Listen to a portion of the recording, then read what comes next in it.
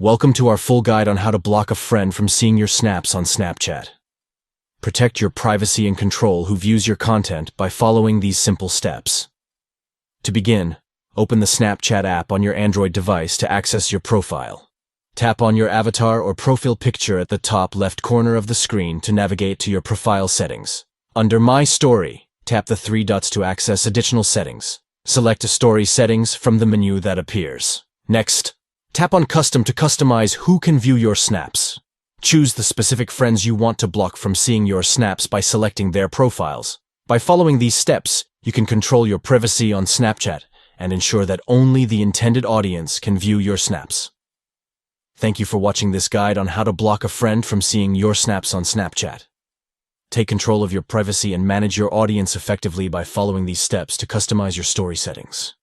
Protect your content and enjoy a more secure and private experience on Snapchat.